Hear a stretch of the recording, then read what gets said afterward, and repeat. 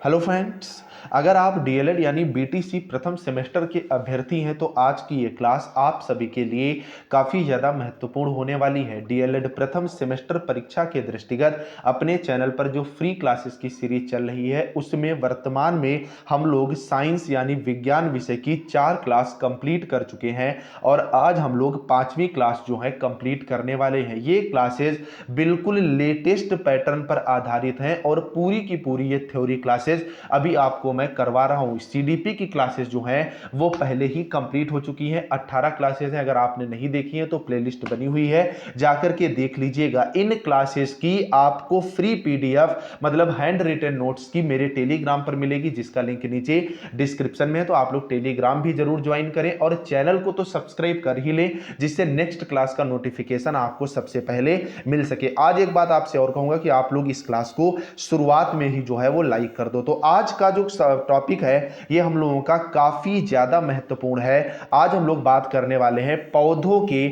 जननांगों के बारे में। सीधा सीधा सवाल पिछले पेपर में पूछा गया था कि पौधे के जननांगों का जो है वो आपको वर्णन करना है। तो पहले आपको यहां पर मैं चित्र के माध्यम से पूरा का पूरा जो है वो समझाने वाला हूं। तो आप यहां पर देख सकते हैं पौधे का जो मादा प्रजनन अंग होता है इसे हम लोग स्त्री केसर के नाम से जानते हैं, और जो पुरुष आपका प्रजनन अंग होता है या नर प्रजनन अंग होता है उसे हम लोग पुंकेसर के नाम से जानते हैं। स्त्री केसर में आपका वर्तिकाग्र होता है, वर्तिका होती है, और आपका अंडाशय होता है। ये पूरा ये आपका वर्तिकाग्र कहलाता है, ये वर्तिका कहलाती है, और ये आपका अंडाशय कहलाता है। ये जो आपको एक पूरी की पूरी नली दिख रही है, इस नली को हम लोग जो है वो पराग नली कहते हैं। और इस पराग नली में ही ये 2 नलियां आपकी होती हैं। एक नली से होता हुआ परागकण जो है वो आपका अंडाशय में जो है वो पहुंचता है, और यहीं पर युग्मज बनता है, मतलब निषेचन की प्रक्रिया जो है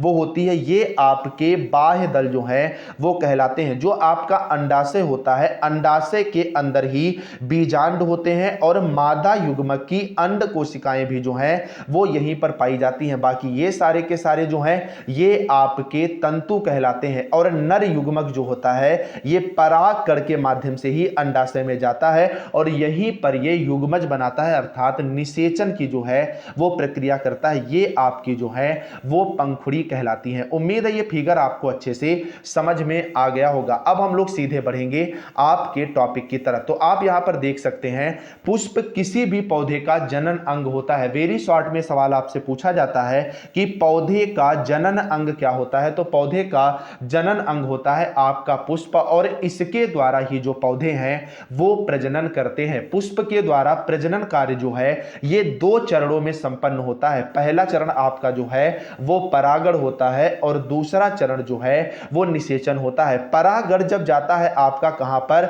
अंडाशय में, वहीं पर आपका क्या होता है, निषेचन होता है, और वहीं पर जनन आपका जो है वो कंप्लीट होता है। पुष्प के परागकण स्त्री केसर के वर्तिकाग्र तक विभिन्न माध्यमों द्वारा जो है वो पहुंचते हैं। परागकण के वर्तिकाग्र तक पहुंचने की प्रक्रिया जो है वो परागकण कहलाती है। अब यहीं पर आपको यह भी जानना आवश्यक हो जाता है कि जो परागण होता है वो कितनी तरह से होता है। तो परागण आपका 2 तरह से होता है, पहला स्वपरागण और दूसरा आपका होता है परपरागण। तो यहां पर भी आप जो है चित्र के माध्यम से समझिएगा। ये आपका है स्वपरागण और ये आपका है परपरागण। स्वपरागण में क्या होता है, ये आपका वर्तिकाग्र है, वर्तिकाग्र, और ये आपका हो गया परागकोश। परागकोश से परागकण निकला और इसी पुष्प के अगर वर्तिकाग्र पर जा रहा है तो क्या हो जाएगा, स्वपरागण हो जाएगा। बाकी हवा पानी के माध्यम से अगर इस परागकोश से परागकण निकला और ये दूसरे पुष्प के वर्तिकाग्र पर जा रहा है तो ये क्या हो जाएगा, ये आपका परपरागण हो जाएगा। अर्थात परागकोश किसका, इस पुष्प का, और इसी से निकला परागकण और इसी पुष्प के वर्तिकाग्र पर गिर गया तो स्वपरागण, और इस पुष्प से निकला परागकण और दूसरे पुष्प पर जाकर के गिरा वर्तिकाग्र में, तो यह क्या हो जाता है, आपका परपरागण हो जाता है। आप इसको थ्योरी माध्यम से भी बहुत अच्छे से समझ सकते हो। जब पुष्प के परागकोशों से परागकण अर्थात परागकण निकलकर उसी पुष्प के वर्तिकाग्र पर गिर जाते हैं तथा अंकुरित हो जाते हैं तो वह क्रिया कहलाती कहलाती है आपकी स्वपरागण। जबकि जब किसी पुष्प से परागकण किसी दूसरे पुष्प के वर्तिकाग्र पर गिर जाते हैं तो इसे हम लोग पर परागण जो है वो कहते हैं। ये भी आपको पूरा का पूरा थ्योरी में जो है वो लिखना पड़ेगा। अब हम लोग बढ़ेंगे परागकण के कौन कौन से साधन हैं। तो जैसे वायु, जल, कीट, मनुष्य आदि के द्वारा परागकण पुष्प के वर्तिकाग्र पर पहुंचते हैं। अब जैसे आप समझिए ये आपका एक पुष्प है, अब इस पुष्प तक जाने के लिए परागकण अपने आप तो चला नहीं जाएगा, तो इसके माध्यम क्या हो सकते हैं, हवा के माध्यम से भी परागकण उड़ के यहां पर जा सकते हैं, जल के पानी के माध्यम से भी परागकण यहां पर जा सकते हैं, या मनुष्य के द्वारा मान लीजिए ये पुष्प तोड़ा गया और इस पर फेंक दिया गया, उसमें परागकण थे और वो वर्तिकाग्र पर ही गिरा, तो इसकी संभावना कम रहती है। लेकिन इस माध्यम से भी पर परागण जो है वो आपका हो जाता है। वर्तिकाग्र के नम एवं चिपचिपे होने के कारण परागकण जो है वो उस पर चिपक जाते हैं। वर्तिकाग्र पर परागकण जो है वो अंकुरित होते हैं, क्योंकि वर्तिकाग्र पर जब परागकण अंकुरित होंगे तभी तो परागण होगा, नए पुष्प का जो है वो जन्म होगा। अंकुरित परागकण की पराग नलिका वर्तिकाग्र से होती हुई अंडाशय में प्रवेश करती है। आपको यहां पर मैंने आपको अच्छे से समझाया है, ये जो आपकी पराग नली है ये एक नली यहां से पूरी की पूरी जाती है और कहां पर प्रवेश कर जाती है, ये आपके अंडाशय में जो है यहां पर प्रवेश कर जाती है। आप आगे अच्छे से समझ सकते हैं। अंकुरित परागकण की पराग नली वर्तिकाग्र से होती हुई अंडाशय में प्रवेश करती है। अंडाशय में मादा युग्मक संरचित रहता है जिसका परागकण में स्थित नर युग्मक के साथ संयुग्मन अर्थात निषेचन होता है और युग्मनज का निर्माण होता है। वही चीज है, स्त्री केसर से निकला और क्या आपका बीजांड या जो अंडाशय में होता है, और पुंकेसर से निकला क्या परागकण, और ये दोनों मिले कहां जाकर के अंडाशय में, और अंडाशय में ही क्या होता है निषेचन होता है, और उसी को हम लोग किस नाम से जानते हैं, जनन के नाम से जानते हैं। आप देख सकते हैं अंडाशय में मादा युग्मक संरक्षित रहता है जिसका परागकण में स्थित नर युग्मक के साथ संयुग्मन अर्थात निषेचन होता है तथा युग्मनज का निर्माण होता है। इससे एक नई रचना का विकास होता है जिसे हम लोग भ्रूण कहते हैं। मतलब पहले आपकी निषेचन की प्रक्रिया होती है और उसके बाद किसका भाई मेरे निर्माण होता है, निर्माण होता है भ्रूण का। अंडाशय तो फूल में परिवर्तित हो जाता है और बीजांड जो है वो जीव में बीज में बदल जाता है। मतलब बीजांड का परिवर्तन बीज में हो जाता है और अंडाशय किस में परिवर्तित हो जाता है, फूल में परिवर्तित हो जाता है। अर्थात भ्रूण आपका जो है ये फूल में परिवर्तित हो जाता है। अर्थात पौधे का जनन अंग कौन होता है, पुष्प होता है, और पुष्प के माध्यम से ही पूरा का पूरा निषेचन के साथ साथ आपकी जो है जनन की प्रक्रिया भी संभव होती है। अब अगला टॉपिक हमारा काफी ज्यादा महत्वपूर्ण है। जैसा कि मैंने पिछली क्लास में आपसे वादा भी किया था कि कायिक प्रवर्धन क्या होता है, पत्तियों द्वारा कायिक प्रवर्धन कैसे होता है, इसको उदाहरण के साथ आपको समझाना है। कृत्रिम कायिक प्रवर्धन क्या होता है, इसके प्रकार कौन से होते हैं और इसकी एक विधि का वर्णन करना है। मतलब इतने सारे क्वेश्चन जो कि वेरी शॉर्ट में आपसे पूछे जाते हैं, इनको एक क्लास में मैं आपके लिए कंप्लीट लेकर के आया हूं। लेकिन इससे पहले आपसे एक यार हम्बल रिक्वेस्ट है कि वीडियो को यार जरूर लाइक करो और चैनल को सब्सक्राइब करो। यार नियमित क्लासेस मिल रही है, हर एक अपडेट मिल रही है, फिर भी चैनल को सब्सक्राइब करने में शर्मा रहे हो। और एक और आपसे रिक्वेस्ट है कि इस वीडियो को आप लोग तुरंत जो है अपने जो कॉलेजेस के ग्रुप्स हैं वहां पर शेयर करो, व्हाट्सएप स्टेटस पर लगाओ। बाकी इनकी फ्री पीडीएफ जो कि मैंने वादा किया था आपको मिल भी रही है, अगर मिल रही है तो आप लोग कमेंट करिएगा। डीएलएड बीटीसी क्लासेस को लेकर के मेरा टेलीग्राम ग्रुप है जिसका लिंक नीचे डिस्क्रिप्शन में दिया हुआ है, इसे आप ज्वाइन कर लो। यहां पर इनकी पीडीएफ मिलेंगी, साथ ही साथ में सीडीपी की टोटल 18 क्लास मैं कंप्लीट करा चुका हूं जो कि ऑब्जेक्टिव के साथ साथ डिस्क्रिप्टिव माध्यम में, और इनकी प्लेलिस्ट भी आपको मेरे चैनल पर ये टेलीग्राम पर ही मिल जाएगी, तो आप उसको भी जो है जरूर देखना। काफी ज्यादा महत्वपूर्ण ये पीडीएफ आपके लिए होने वाली है। तो आपका टाइम बिल्कुल भी जाया ना करते हुए हम लोग बढ़ेंगे। तो सबसे पहले आप बात समझे कायिक। कायिक का मतलब होता है काया। काया का मतलब किससे होता है, शरीर से होता है। अब पौधे का शरीर क्या होता है, पूरा का पूरा पौधा जो जिसमें आपका पत्ती होती है, फल होते हैं, फूल होते हैं, तना होता है, ये सारे के सारे कायिक होते हैं। उनके माध्यम से प्रवर्धन अर्थात दोबारा पौधे का जन्म जो होता है उसी को हम लोग कायिक प्रवर्धन के नाम से जान सकते हैं। आप देख सकते हैं माली गुलाब की एक टहनी लेकर उसे जमीन में गाड़ देता है। अनुकूल परिस्थिति में इस टहनी से गुलाब का एक नया पौधा जो है वो बन जाता है। पौधे के किसी भी कायिक अंग जैसे पत्ता,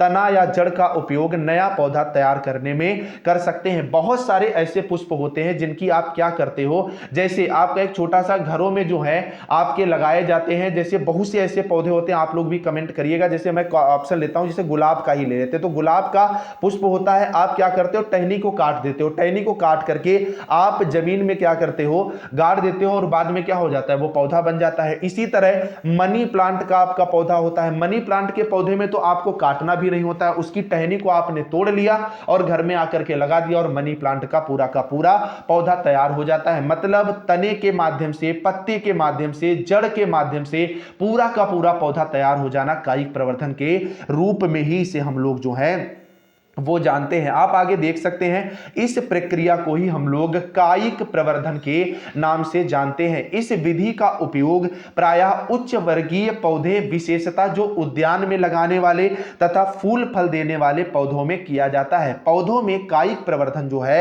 वो एक सामान्य विधि है, ये कोई भी कर सकता है। एक छोटा बच्चा भी अगर उसने गुलाब की टहनी को काटा है, घर में किसी गमले में लगा दिया है, तो अगर अनुकूल परिस्थिति है, उसको सूर्य का प्रकाश मिल रहा है और पानी उचित मात्रा में मिल रहा है, तो वो वृद्धि कर देगा। इसी तरह मनी प्लांट का पौधा भी आप ले, अगर आपने लगा दिया, उसको पानी वगैरह अगर हवा उचित मात्रा में मिल रही है, तो वो क्या होगा, वो प्रवर्धन कर देगा। इसी को हम लोग कायिक प्रवर्धन के नाम से जानते हैं। लेकिन अच्छे से ध्यान रखिएगा, ये विशेषता पौधों में ही पाया जाता है। पेड़ों में बड़ी कम संख्या में, जैसे बहुत से पेड़ हैं आपके, आम हुआ, इमली हुआ, आपके लिप्टिस वगैरह हुए, शीशम वगैरह हुए, इनमें ये कायिक प्रवर्धन जो है नहीं चलता। इनमें पूरा का पूरा पौधे की ही आपको जो है वो आवश्यकता पड़ती है। तो वो पौधे जो खूबसूरती के लिए होते हैं, घरों में सजावट के लिए होते हैं या उद्यान में लगाए जाते हैं, उन्हीं में ही कायिक प्रवर्धन जो है वो आपका संभव हो पाता है। अब उदाहरण के लिए यहां पर आप देख सकते हैं अमरूद अथवा शकरकंद या पुदीना की छोटी छोटी जड़ों पर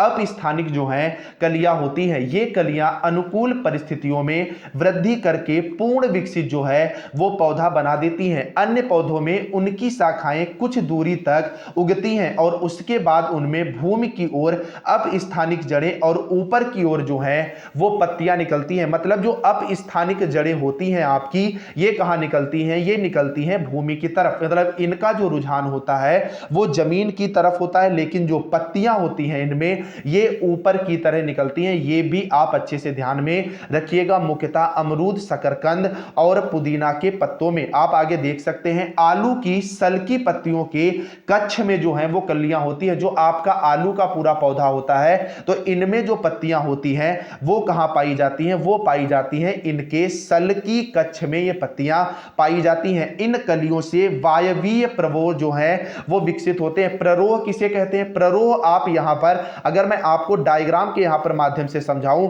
तो यहां पर तो पुष्प नहीं दिख रहा है, लेकिन इसमें जो तने के रूप में जो आपका भाग होता है पौधों में, उसे ही हम लोग जो है वो प्ररोह के नाम से जानते हैं। तो प्ररोह को भी आप लोग बहुत अच्छे से अपने दिमाग में जो है वो रखिएगा। आगे आप देख सकते हैं इनके अन्य उदाहरण है, जैसे अदरक हुआ, हल्दी हुआ, प्याज हुआ, केला हुआ, लहसुन हुआ या जलकुंभी हुआ, तो इनमें कायिक प्रवर्धन होता है। जैसे सवाल आपसे यह भी पूछा जा सकता है अदरक में होता है, तो अदरक में क्या होता है, अदरक में कायिक प्रवर्धन होता है। क्योंकि एक नंबर में जो आपके डीएलएड में सवाल आते हैं उनमें डायरेक्ट इस तरह के सवाल पूछे जाते हैं कि निम्न में किन में कायिक प्रवर्धन होता है। ऑप्शन दिया होगा अदरक, हल्दी, प्याज, केला या अदरक, हल्दी, प्याज या उपरोक्त तीनों में, तो आपको ऑप्शन क्या लगा देना होगा, उपरोक्त तीनों में जो है वो ऑप्शन लगा देना होगा। तो उम्मीद है ये आपको क्लास पूरी की पूरी समझ में आ गई होगी। तो इसकी पीडीएफ मैं अपने टेलीग्राम पर डलवा दूंगा, जिसका लिंक नीचे डिस्क्रिप्शन में है, तो इसे आप लोग ज्वाइन करो यार। आप लोग पहली चीज वीडियो को लाइक करो, चैनल को